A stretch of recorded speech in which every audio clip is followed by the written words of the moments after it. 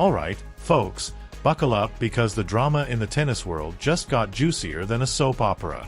Novak Djokovic, the Serbian tennis god with more titles than most players have wins, has officially chosen his heir to the throne. Yep, he's picked Carlos Alcaraz, the fiery young gun from Murcia, as the one to carry the torch. And, oh boy, he didn't just say it in passing. He practically handed him the keys to the kingdom in an interview that has everyone buzzing. But before we dive into Djokovic's mic drop statements, let's talk about why this year's Australian Open is shaping up to be a blockbuster. With the brackets finally revealed, the anticipation is through the roof. Carlos Alcaraz, the current world number 2 and one hell of a competitor, has a special chip on his shoulder this time around. He's gunning for the only Grand Slam missing from his trophy cabinet. Yep, the Australian Open is the last piece of the puzzle for this kid, and if he pulls it off, he's not just cementing his spot as one of the GOATs of his generation. He's putting the ATP on notice that he's coming for that #1 ranking like a freight train. But hold your horses, because the path to glory isn't exactly a walk in the park for Alcaraz. Oh no, my friends, this tournament has more traps than a bad reality show. The most tantalizing potential showdown? A preposterously early face-off with Djokovic in the freaking round of 16. Can you believe it? That matchup alone is enough to make tennis nerds faint. It's the clash of titans we all want, and it could set the tone for the rest of the tournament. Now, let's talk about Djokovic. The man's chasing his 100th title like it's the Holy Grail, and honestly, who's betting against him? He's basically reinvented himself for this tournament, tweaking his training regimen and getting into a zen-like mental state. The guy could probably meditate through an earthquake at this point. But don't let his calm exterior fool you.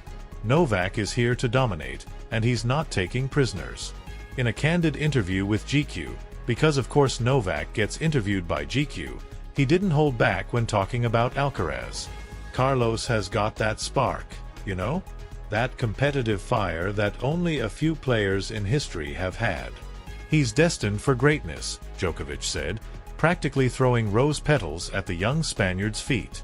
He even went on to call Alcaraz his natural successor, which, coming from Novak, is like being knighted by the king of tennis himself. And Djokovic didn't stop there. He doubled down, saying, "People think my records are untouchable, but honestly, Carlos might just be the guy to break them. He's done things at his age that no one in history has managed. It's crazy." Then, with a classic Novak smirk, he added, "But hey, let's not get ahead of ourselves. Greatness takes time, and he's got a few years to go before we start rewriting the history books."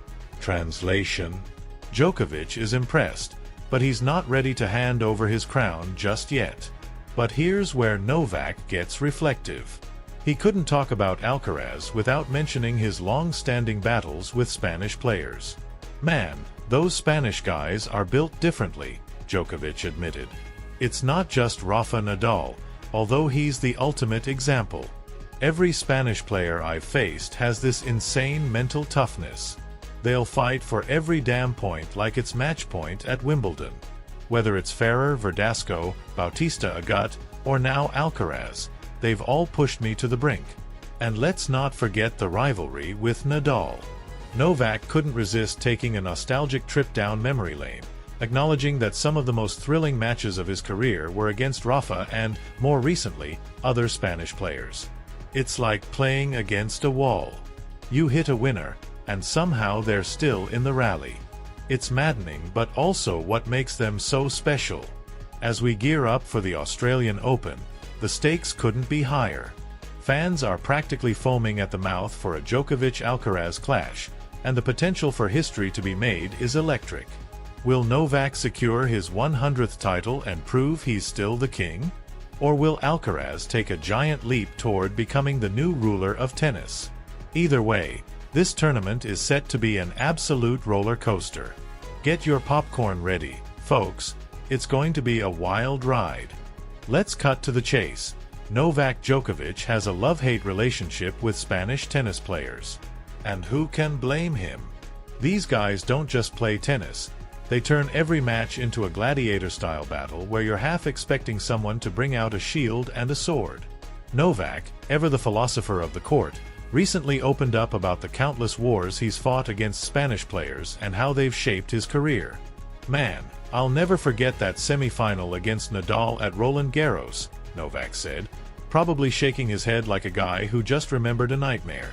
"It was one of the toughest matches of my life, physically and mentally. Rafa just doesn't quit. And don't even get me started on David Ferrer. Playing him felt like trying to break through a brick wall with a spoon. Every single time I face a Spaniard, I know I have to be at 100%, or I might as well pack my bags and go home. They push you to the absolute edge, and honestly, it's exhausting.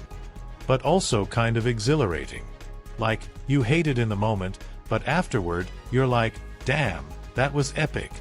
And then, of course, there's Carlos Alcaraz, the latest Spanish wunderkind who's got the entire tennis world losing their minds. Novak didn't hold back when talking about the impact this kid is having on the sport. "Carlos is a different beast," Novak said with that signature smirk of his. "He's not Rafa, but man, does he have that same insane intensity. It's like it's baked into their DNA or something. The way he fights for every point, the way he approaches every match, it's incredible to watch. Spain just keeps churning out these gladiators, and honestly, it's both impressive and terrifying. You see that flag across the net, and you just know you're in for a war." But Novak didn't stop there. Oh no, he went full-on analyst mode, dissecting what makes Alcaraz so special. "Look, Carlos is young, hungry, and fearless. He's got this mix of raw talent and polished technique that you don't see very often. And let's not forget, he's got Juan Carlos Ferrero in his corner. That guy knows what it takes to win at the highest level, and he's clearly doing an amazing job shaping Carlos into a complete player." Speaking of Ferrero, the man himself recently spilled the beans on what's been clicking for Alcaraz. "This season, we've focused a lot on his mental game," Ferrero admitted in an interview. "Carlos already has the physical tools and the talent, but tennis at this level is 80% mental. We've worked on staying composed in tight situations, not letting frustration take over, and keeping that killer instinct alive no matter what. But here's the kicker, Alcaraz's start to the 2025 season has been, well, let's call it rocky. The guy came into the year with sky-high expectations after winning both Roland Garros and Wimbledon last season. Naturally, all eyes are on him heading into the Australian Open, the one Grand Slam missing from his trophy shelf. But so far, things haven't gone according to plan. Carlos has racked up 3 straight losses in warm-up matches, the latest coming against Alex de Minaur, who handed him a humbling defeat with a scoreline of 4-6, 10-5. Yeah, ouch. For a guy who's supposed to be the future of tennis, it's not exactly the start he, or his fans, were hoping for. Still, Novak was quick to defend the young Spaniard. "Look, everyone has bad patches," he said. "Even I've had stretches where nothing seems to click. The important thing is how you bounce back.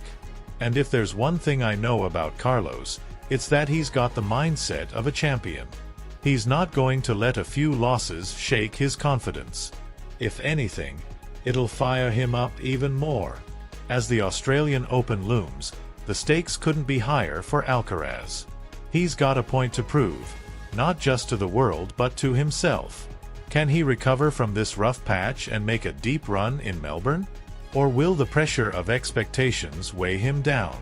Meanwhile, Novak is sitting back, probably sipping some fancy herbal tea, and preparing for yet another campaign to remind everyone why he's still the king. But even he knows the clock is ticking. Carlos has the potential to surpass all of us. Me, Rafa, Roger, you name it, Novak said, his tone equal parts admiration and challenge. But potential doesn't mean a damn thing if you don't put in the work. And I know Carlos will. He's got that fire, that hunger. He's going to be around for a long time. So there you have it, folks. The stage is set for an epic showdown between the old guard and the new blood. Whether Alcaraz can rise to the occasion or Djokovic adds another chapter to his already ridiculous legacy, one thing's for sure. This season is going to be one hell of a ride. Buckle up.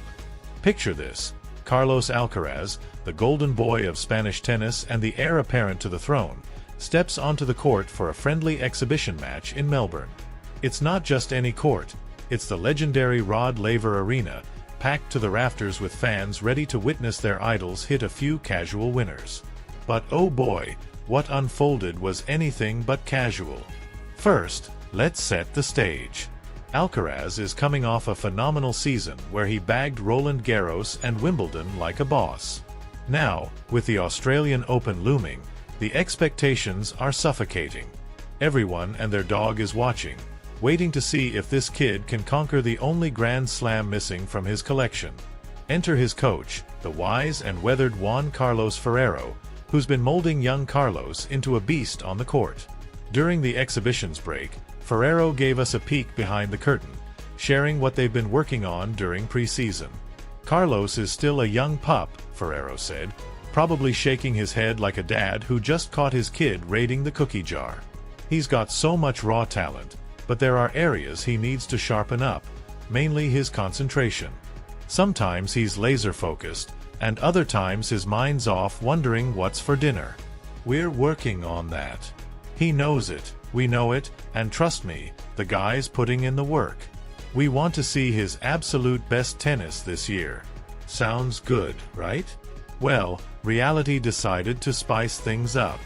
Alcaraz's first preseason test came against Alex de Minaur, the Aussie known for running down balls like his life depends on it. And let's just say, things didn't exactly go to plan.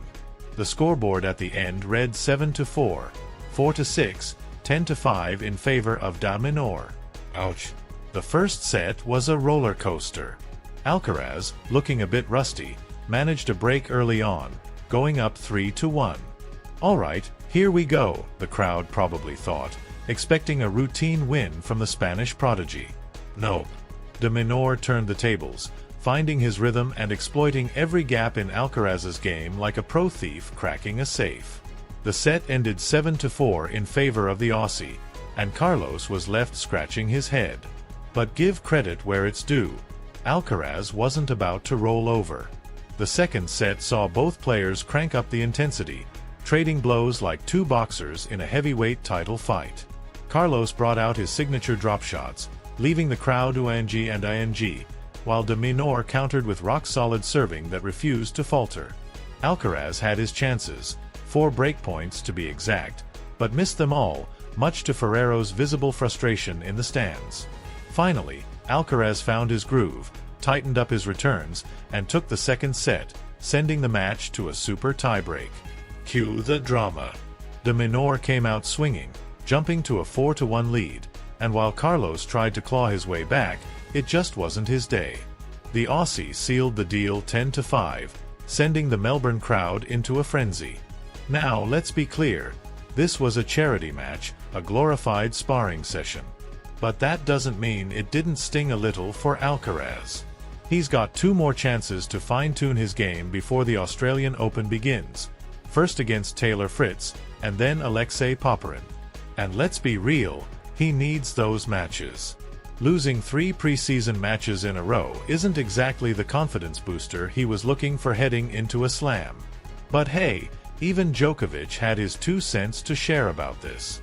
Look, these exhibition matches are like warm-up acts at a concert, Novak might have said, or at least thought. Nobody remembers if you flubbed a note, as long as you deliver when it counts. And Novak would know. The guy's been through every kind of tennis disaster imaginable and still managed to walk away with a trophy in hand more times than anyone can count. Carlos has all the tools to win, but he's still figuring out how to put the puzzle together under pressure, Djokovic has hinted in interviews. That's what separates the good from the great. And trust me, this kid's gonna be great. Meanwhile, Ferrero remains unfazed. These losses? They're lessons. Carlos will bounce back. He always does, he said, probably suppressing the urge to scream into a pillow backstage. So, as the Australian Open approaches, all eyes are on Carlos Alcaraz. Will he find his rhythm in time to make a deep run in Melbourne? Or will the weight of expectations prove too much? One thing's for sure, tennis fans are in for a treat. And hey, if you've stuck with us this far, why not join the ride? At Tennis Extra, we've got all the behind-the-scenes scoop, exclusive interviews, and in-depth analysis you crave. Like, subscribe, and stick around. This season's going to be wild. Let's serve up the action together.